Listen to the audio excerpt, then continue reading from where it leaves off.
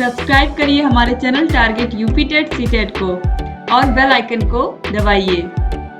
Hello friends, मैं रेनू स्वागत करती हूँ आप सभी भावी अध्यापक एवं अध्यापिकाओं का आपके अपनी channel target UP TET CTET में। दोस्तों, आज की इस वीडियो में हम आपके डीएलएड थर्ड सेमेस्टर के संस्कृत विषय के सोल्यूशन को लेकर के आए हैं। चलिए देखते हैं। यहाँ पर क्वेश्चन नंबर 1 है, संस्कृत में माहेश्वर सूत्रों की संख्या कितनी है। दोस्तों, संस्कृत के पहली क्लास में ही मैंने आप लोगों को बताया था माहेश्वर सूत्रों के बारे में, माहेश्वर सूत्रों को याद करने की ट्रिक, प्रत्याहार बनाना, ये सारी चीजें मैंने आपको सिखाई थी। और देखिए, माहेश्वर सूत्रों की संख्या पूछा तो कितनी होती है, 14 होती है। आप लोगों ने अच्छे से पढ़ा था, मुझे पूरी उम्मीद है कि आप लोगों ने संख्या सही लगाया होगा।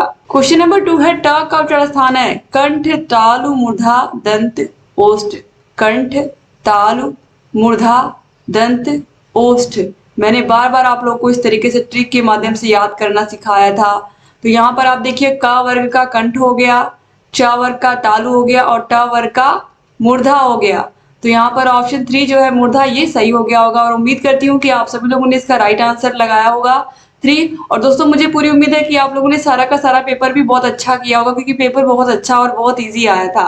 क्वेश्चन नंबर 3 है, कौन सा शब्द नपुंसक लिंग है, यानी कि ना तो स्त्रीलिंग है ना ही पुल्लिंग है। तो बालक तो आपको पता ही है कि पुल्लिंग है, नदी भी मैक्सिमम स्त्रीलिंग में ही आते हैं, ठीक है। बाकी अगर नदियों की बात करें, हम ब्रह्मपुत्र की बात करें, तो ये सब आते हैं पुल्लिंग में, लेकिन मैक्सिमम स्त्रीलिंग में आते हैं। तो ये भी नपुंसक लिंग नहीं हुआ। विद्यालय भी नपुंसक लिंग नहीं हुआ, ये पुल्लिंग में आता है। तो ऑप्शन 3 जो है ये राइट आंसर हो जाएगा, एतत्, ठीक है। इसके बाद क्वेश्चन नंबर 4 है, रमेशा में कौन सी संधि है, दीर्घ संधि, गुण संधि, वृद्धि संधि या यण संधि। रमेशा का जब हम संधि विच्छेद करेंगे तो रमा धन ईश, रमेश। तो दोस्तों, इसमें होगा गुण संधि, क्योंकि आ का जब ई से मेल हो रहा है तो ये ए हो जा रहा है। तो ऑप्शन 2 जो है गुण संधि, ये सही हो जाएगा। इसके अलावा रमेश या राकेश में भी गुण संधि ही होगा। क्वेश्चन नंबर 5 है, राजपुरुष में समास है। तो राजपुरुष में आप सभी लोगों को पता ही इसमें कौन सा समास है, तत्पुरुष समास है। ऑप्शन 1 जो है ये सही हो जाएगा। इसके बाद हम आगे बढ़ते हैं। क्वेश्चन नंबर 6 है, दीर्घ संधि के सूत्र को लिख करके स्पष्ट करिए। तो दीर्घ संधि का सूत्र आपको पता ही है, अकः सवर्णे दीर्घ, अकः सवर्णे सवर्णे दीर्घ। इसका मतलब क्या हुआ, अगर छोटा आ या के बाद अगर बड़ा आ आता है तो इसका बड़ा आ हो जाएगा, या छोटा आ और छोटा आ मिलकर के बड़ा आ हो जाएगा। इसके अलावा अगर बड़ा आ के बाद अ आता है तो इसका भी क्या हो जाएगा, बड़ा आ हो जाएगा। और बड़ा आ और बड़ा आ मिलकर के भी बड़ा आ हो जाएगा। इसी तरीके से छोटी ई को लेकर के, छोटा ऊ को लेकर के, बड़ा ऊ को लेकर के हम बनाएंगे। तो इसका एग्जाम्पल क्या हो जाएगा, विद्या धन आलय, आलय क्या हो जाएगा, विद्यालय। और ये किसका, यह कौन सी संधि है, यह दीर्घ संधि हो गई। तो इस तरीके से यहाँ पर आ और आ, बड़ा आ मिलकर के बड़ा आ, विद्यालय। तो इस तरीके से यहाँ पर उम्मीद करती हूँ कि आप लोगों ने इस सूत्र को लिखा होगा, और समान वर्णों के आने पर उसका क्या होता है, दीर्घ होता है। ये भी आप लोगों ने इस तरीके से दिखाया भी होगा, दर्शाया भी होगा। दोस्तों, क्योंकि 1 नंबर का प्रश्न था, तो अगर आपने अच्छे से सूत्र को लिखा होगा तो आपको नंबर मिलेगा। अका सवर्णे दीर्घ, अका के आगे ये यहाँ पर देखिए विसर्ग है, फिर दीर्घ के आगे विसर्ग है, ठीक है। फिर इसके बाद देखिए क्वेश्चन नंबर 7, नदी शब्द के प्रथमा विभक्ति के तीनों वचनों के रूप लिखिए। नदी शब्द रूप, मैंने आप लोगों को शब्द रूप याद करना सिखाया था। तो इसका हो जाएगा नदी, प्रथमा विभक्ति पूछा, प्रथमा विभक्ति तीनों वचनों में, तो ये हो गया एक वचन, फिर द्विवचन हो गया नद्यो, इसके बाद फिर हो जाएगा नद्यः, ठीक है। तो नदी, नद्यो, नद्यः, ये हो गया एक वचन, ये हो गया द्विवचन और ये हो गया बहुवचन। प्रथमा विभक्ति में तीनों है। अब इसके बाद देखिए 19 पूछा है क्वेश्चन नंबर 8 में, 19 संख्या को संस्कृत में कैसे लिखेंगे। तो आपको पता है कि 19 को हम क्या लिखेंगे, एकोनविंशति। उम्मीद करती हूँ कि आप लोगों ने बिल्कुल सही लिखा होगा, एकोनविंशति। और ये क्या हो गया, 19 हो गया। इसके अलावा ऊनविंशति भी लिख सकते हैं इस तरीके से, ऊनविंशति, ठीक है, इस तरीके से भी, ये भी सही है। इसके बाद हम आगे बढ़ेंगे। अगला है यहाँ पर देखिए, अगला क्वेश्चन पर हम आते हैं, पट धातु के लोट लकार प्रथम पुरुष के रूप में लिखिए। ये क्वेश्चन नंबर 10 पूछ रहा है। चलिए इसको भी हम देखते हैं। तो पट धातु का लोट लकार, उम्मीद करती हूँ पट धातु को आप लोगों ने अच्छे से याद किया होगा, ऑलरेडी मैंने ट्रिक के माध्यम से आप लोगों को बताया था। तो चलिए देखते हैं पट धातु का लोट लकार। दोस्तों, ये हो जाएगा पठतु, पठतु, पठताम, पठंतु, ठीक है, इस तरीके से। इसके अलावा यहाँ पर पठत की जगह पर यहाँ पर हम एक वर्ड और भी लिख सकते हैं, पठतात भी लिख सकते हैं। चाहे आप पठतात लिखिए, चाहे आप पठतु लिखिए। तो पठत पठताम पठंतु या पठतात पठताम पठंतु, बस यही खाली लिखना था हमें। प्रथम पुरुष का रूप खाली लिखना था। ठीक है, तो प्रथम पुरुष हो गया ये। अब इसके बाद देखिए क्वेश्चन नंबर 11 है, चौमासा में कौन समास है? चौमासा, चौराहा, नवरत्न, नवरात्रि, पंचवटी, इन सब में कौन सा समास होता है? द्विगु समास होता है। जहां भी संख्यावाचक शब्द वहां पर द्विगु समास होता है। बस ये यहाँ पर यही लिखनी थी, चौमासा यानी कि 4 मास, तो यहाँ पर 4 शब्द आ रहा है। इसके बाद क्वेश्चन नंबर 12, अब यहाँ से देखिए लघुत्तरी क्वेश्चन स्टार्ट हो गए। उम्मीद करती हूँ कि आपने लघुत्तरी क्वेश्चंस को अच्छे से किया होगा। क्री धातु का लिट लकार का रूप लिखिए, तो क्री धातु का दोस्तों हो जाएगा, यहाँ पर देखिए सभी वचनों को लिखना है, तो क्री धातु का लिट लकार का रूप इस तरीके से हो जाएगा, करिष्यति, करिष्यतः, करिष्यन्ति। ठीक है, फिर उसके बाद हो जाएगा, ये प्रथम पुरुष हो गया, मध्यम पुरुष में हो जाएगा करिष्यसि, करिष्यथः, करिष्यथः, करिष्यथ। ये सब मैंने दोस्तों आप लोगों को पढ़ाया है बहुत ही अच्छी से। करिष्यथ होगा यहाँ पर दोस्तों, करिष्यथ। ठीक है, अब इसके बाद देखिए फिर हो जाएगा उत्तम पुरुष में करिष्यामि, करिष्यावः, फिर करिष्यामः। तो इस तरीके से यहाँ पर विसर्ग लगेगा। तो यहाँ पर ये आपका पूरा लिट लकार का रूप यहाँ पर पूछा था, लिट लकार का रूप क्री धातु का हो गया। ठीक है, अब देखिए इतना आसान सा क्वेश्चन पूछा है, क्वेश्चन नंबर 13, 11 से 20 तक की गिनती लिखना है संस्कृत में। तो 11 को हम कहते हैं एकादश। दोस्तों हम लोग जिस स्कूल में पढ़ते थे वहां पर क्लास के आगे कक्षा 1, कक्षा 2 इस तरीके से नहीं लिखा होता था। वहां पर जैसे अगर कक्षा 11 है तो वहां पर क्लासरूम के ऊपर यानी कि जो दरवाजा था उसके ऊपर एकादश लिखा रहता था। अगर कक्षा 12 का क्लास है तो वहां पर द्वादश लिखा रहता था। ये सब हम लोगों को बचपन से इस वजह से ये सब चीजें लर्न हो गई थी। तो यहाँ पर एकादश हो गया, द्वादश हो गया। अब इसके बाद देखिए त्रयोदश, फिर इसके बाद चतुर्दश, फिर इसके बाद पंचदश, 15, फिर उसके बाद षोडश, षोडश, षोडश के बाद सप्तदश, सप्तदश के बाद अष्टादश, अष्टादश के बाद 19 को क्या कहेंगे आपको पता है? 19 को हम कहेंगे एकोनविंशति या ऊनविंशति। फिर उसके बाद 20 को हम कहेंगे विंशति। तो चाहे आप उपसर्ग लगाइए, चाहे इस तरीके से, चाहे आप उपसर्ग लगाइए या फिर इस तरीके से ऐसे लिख दीजिए। तो यहाँ से 11 से 20 तक की गिनती कंप्लीट हो गई। अब इसके बाद क्वेश्चन नंबर 14 पूछा है, श्लोक पूछा, और ये श्लोक बहुत आसान है। यहाँ पर देखिए कहा क्या है श्लोक में, ध्यान से आप देखिएगा, प्रिय वाक्य प्रदानेन सर्वे तुष्यन्ति जन्तवः तस्मात् तथा वक्तव्यम वचने का दरिद्रता। दोस्तों यहाँ पर कहा गया है अगर प्रिय वाक्य बोलने से सभी लोगों को खुशी मिलती है, सभी मानवों को खुशी मिलती है, संतुष्टि मिलती है, तो हम वचनों में दरिद्रता क्यों यानी कि प्रिय वाक्यों को बोलने में दरिद्रता कैसी, यानी कि हम अच्छा बोलने में कंजूसी क्यों करें? क्योंकि जो प्रिय वाक्य होते हैं, जो प्रिय शब्द होते हैं, वो सभी लोगों को खुश करते हैं, सभी लोगों को शांति प्रदान करते हैं, सभी लोगों के चेहरे पे मुस्कान लाते हैं। तो सही वचन या अच्छे वाक्य या मधुर चीजें बोलने में हम दरिद्रता क्यों करें? ठीक है, यही यहाँ पर इस श्लोक का अर्थ होगा, यानी कि हमें प्रिय वचन ही बोलने चाहिए। एक तरीके से हम कह सकते हैं यहाँ पर प्रिय वाक्यों को ही बोलना चाहिए, क्योंकि इससे सभी को खुशी मिलती है और इसमें कोई दरिद्रता हमें नहीं दिखानी चाहिए। क्वेश्चन नंबर 15 है, उपसर्ग एवं प्रत्यय का अंतर स्पष्ट करिए। तो उपसर्ग वे शब्दांश होते हैं जो शब्दों के आगे लग करके उनके अर्थ में परिवर्तन कर देते हैं। जैसे कि प्र उपसर्ग की अगर मैं बात करूं तो प्र उपसर्ग प्रकार हो जाएगा, कार में लगा तो प्रकार हो गया, सार में लगा तो प्रसार हो गया, इस तरीके से। इसके अलावा हार में लगा तो प्रहार हो गया, ये तो उपसर्ग हो गया। प्रत्यय की बात करें, प्रत्यय वे शब्दांश होते हैं जो किसी भी शब्द के पीछे लग करके क्या करते हैं, उसके अर्थ में परिवर्तन कर देते हैं। जैसे कि सुंदर शब्द है सुंदर, सुंदर में हमने ता प्रत्यय जोड़ दिया तो ये क्या हो गया, सुंदरता हो गया। बस आपको यही लिख करके एग्जाम्पल दे देना था।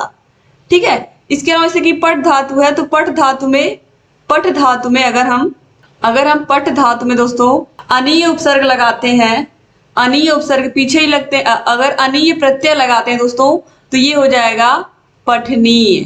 ठीक है, तो जो प्रत्यय होते हैं ये पीछे लगते हैं, उपसर्ग आगे लगते हैं, ये मैंने आप लोगों को पहले भी बताया है। अब यहाँ पर हम अगला क्वेश्चन देखते हैं, क्वेश्चन नंबर 16। बहुत ही आसान सा प्रश्न है, इसको हम लोग ध्यान से समझेंगे। शिक्षण अधिगम में श्रव्य एवं दृश्य उपकरणों को 100 उदाहरण समझाइए।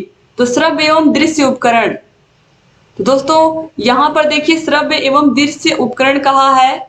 तो अगर हम अलग अलग यहाँ पर बात करें श्रव्य उपकरण और दृश्य उपकरण की, तो श्रव्य उपकरण में क्या आ जाएगा? श्रव्य उपकरण में रेडियो आ जाएगा, टेप रिकॉर्डर आ जाएगा, और दृश्य उपकरण में क्या आ जाएगा? ब्लैक बोर्ड आ जाएगा, मॉडल आ जाएगा, चार्ट आ जाएगा। और अगर हम इसको एक समझे, श्रव्य दृश्य उपकरण समझें, तो इसमें क्या आ जाएगा? कंप्यूटर आ जाएगा। कंप्यूटर के बाद क्या आ जाएगा? टेलीविजन आ जाएगा। तो कंप्यूटर हो गया, टेलीविजन हो गया, कंप्यूटर, टेलीविजन, ये सब क्या है? दृश्य श्रव्य उपकरण है। तो दोस्तों ये टेलीविजन, प्रोजेक्टर, ये सब चीजें हैं जो श्रव्य और दृश्य दोनों हैं। और इन सभी के माध्यम से क्या होगा? इन सभी के माध्यम से जो बच्चे हैं वो आसानी से कॉन्सेप्ट को समझ पाते हैं, और बच्चे क्या होता है इससे और अच्छे से संस्कृत विषय को सही से बोलना सीख पाते हैं, पढ़ना सीख पाते हैं, लिखना भी सीख पाते हैं। तो इस तरीके से अगर हम श्रव्य उपकरण की बात करें तो रेडियो से क्या होता है, और टेप रिकॉर्डर से बच्चे सही उच्चारण करना सीखते हैं संस्कृत भाषा का। अब यहाँ पर चूंकि संस्कृत में आया है तो इसलिए आपको यहाँ पर संस्कृत विषय को ही ध्यान में रख करके आंसर देना है। तो दोस्तों यहाँ पर देखिए, अगर श्रव्य उपकरणों की बात करें तो अगर यहाँ पर एग्जाम्पल देना है तो आप क्या देंगे?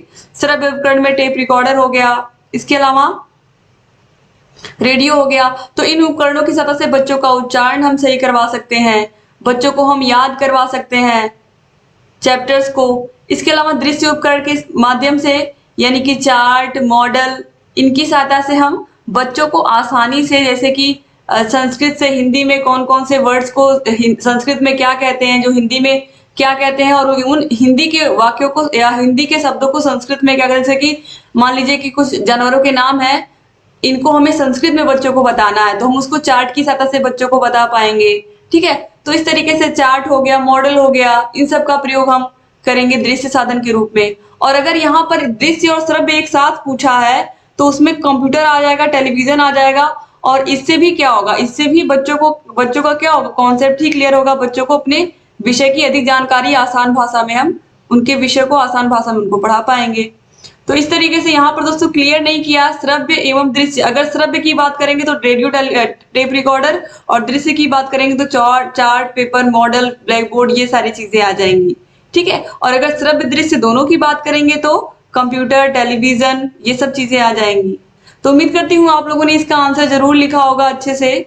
क्वेश्चन नंबर 17 की बात करते हैं। यण संधि के सूत्र के माध्यम से साधारण व्याख्या कीजिए। तो यण संधि का सूत्र क्या होता है? इको यणचि, ये सब मैंने आप लोगों को लिखवाया है, इको यणचि। दोस्तों इसमें हमको क्या लिखना था? यहाँ पर देखिए सूत्र के माध्यम से एग्जाम्पल देना था। तो इस सूत्र का मतलब क्या होता है? अगर आप चाहते तो इसका व्याख्या भी कर सकते थे। इको यणचि का मतलब होता है कि यदि ह्रस्व अथवा दीर्घ छोटी ई, इसके अलावा छोटा ऊ, री या री के बाद कोई असमान स्वर आता है, यानी कि इन ई, उ, री, री के अलावा इनके बाद कोई भी स्वर अगर आता है, चाहे छोटा हो, बड़ा हो, कोई भी हो, तो उसके स्थान पर, ई के स्थान पर हो जाएगा य, ई के स्थान पर य हो जाएगा, उ के स्थान पर व हो जाएगा। इसके अलावा री के स्थान पर आधा र और री के स्थान पर आधा ल हो जाएगा। अब इसका एग्जाम्पल हम देखेंगे, तो इसका एग्जाम्पल हो जाएगा, सबसे अच्छा है यद्यपि, यदि, धन, अपि, ये हो जाएगा यद्यपि। यद्यपि, तो यहाँ पर आप देखिए यद्यपि हम ऐसे भी लिख सकते हैं, आपको समझने के लिए यहाँ पर मैं लिख रही हूं। तो यहाँ पर देखिए आधा द आ गया। तो इस तरीके से यहाँ पर जहां पर भी आपको आधा वर्ड दिखेगा वहां पर यण संधि होगी। ये मैंने आप लोगों को बार बार इस एग्जाम्पल के माध्यम से जब मैंने क्लासेस ली थी तभी भी समझाया था। इसके बाद दोस्तों देखिए एक एग्जाम्पल हम और देखेंगे, इत्यादि का। इत्यादि का, इति धन आदि, तो यहाँ पर हो जाएगा इत्यादि। ठीक है, तो इस तरीके से यहाँ पर आप लोगों को एग्जाम्पल के माध्यम से समझ में आ गया होगा कि किस तरीके से यहाँ पर यण संधि का प्रयोग हम करते हैं और शब्दों को, वाक्यों को बनाते हैं। ठीक है, और हम आगे बढ़ेंगे। एक एग्जाम्पल दोस्तों और देख लेते हैं, जैसे कि प्रत्येकम होता है तो प्रतिधन एकम, प्रतिधन एकम, तो ये हो जाएगा प्रत्येकम। ठीक है, तो इसके बाद हम आगे बढ़ेंगे। क्वेश्चन नंबर 18 है, संस्कृत में कारक कितने होते हैं, नाम सहित लिखिए। तो आपको मैंने बताया था कि संस्कृत में कारक कितने होते हैं, 6 होते हैं। संस्कृत में कारक 6 होते हैं। कितने होते हैं, 6 होते हैं। और हिंदी में कितने होते हैं, 8 होते हैं। तो आपको सिंपल सा कारकों का नाम लिखना था, कर्ता कारक, कर्म कारक, कर्ण कारक, संप्रदान कारक, अपादान कारक और अधिकरण कारक। तो इस तरीके से अधिकरण तक यानी कि 6 कारक होते हैं। उम्मीद करती हूँ कि आप लोगों ने लिखा होगा और आप सभी का पेपर बहुत अच्छा हुआ, क्योंकि जिन भी प्रशिक्षुओं ने सारे की सारी क्लासेस देखी होंगी उनका पेपर बहुत अच्छा हुआ होगा। और अगर पेपर अच्छा हुआ तो प्लीज कमेंट करना मत भूलिएगा। यहाँ ऊपर आई बटन पर क्लिक करके आपको सारे के सारे वीडियोस की लिंक मिल जाएगी, सारे के सारे विषयों के सोल्यूशन की लिंक मिल जाएगी। डिस्क्रिप्शन बॉक्स, कमेंट बॉक्स में वीडियोस की लिंक मिल जाएगी। कंप्यूटर का सोल्यूशन भी आप देख सकते हैं। इसके अलावा आप हिंदी का सोल्यूशन भी देख सकते हैं, आपको कमेंट में मिल जाएगा लिंक। तो दोस्तों वीडियो को अधिक से अधिक शेयर करिएगा। मैंने पूरी कोशिश की है कि अच्छे से आप लोगों को सारे के सारे एग्जाम्पल के माध्यम से आप लोगों को पूरा सोल्यूशन दूं। और आप लोगों ने मिला लिया होगा तो आप लोग प्लीज बताइए कि आप लोगों ने कितने आंसर बिल्कुल सही किए हैं। और उम्मीद करती हूँ कि आप लोगों के सारे पेपर बहुत अच्छे हुए होंगे। सारे के सारे पेपर कैसे गए आप लोग जरूर कमेंट करके में बताइएगा। चैनल से बने रहिए, सारे वीडियोस को भी देखते रहिए, जहाँ कहीं कोई भी समस्या है हमसे बताते रहिए। दोस्तों आप हमारे टेलीग्राम चैनल से जुड़ जाइए अगर अभी तक आपने टेलीग्राम चैनल को ज्वाइन नहीं किया। और अगर चैनल को सब्सक्राइब नहीं किया तो प्लीज अब सब्सक्राइब कर लीजिए। और बगल में बेल आइकन होगा, उसको भी प्रेस करना मत भूलिएगा, ताकि सारे के सारे वीडियोस की नोटिफिकेशन सही समय पर जाए और आप सारे वीडियोस को देख करके अपनी तैयारी को और बेहतर बना पाए। फोर्थ सेमेस्टर ऑलरेडी हमने पूरा पढ़ा दिया है, थर्ड सेमेस्टर आपका आज कंप्लीट हो गया। तो आप सारे वीडियोस को देख सकते हैं, सारे विषयों की तैयारी शुरू कर सकते हैं और जहाँ कहीं कोई भी डाउट है हमसे पूछ सकते हैं। जय हिंद दोस्तों।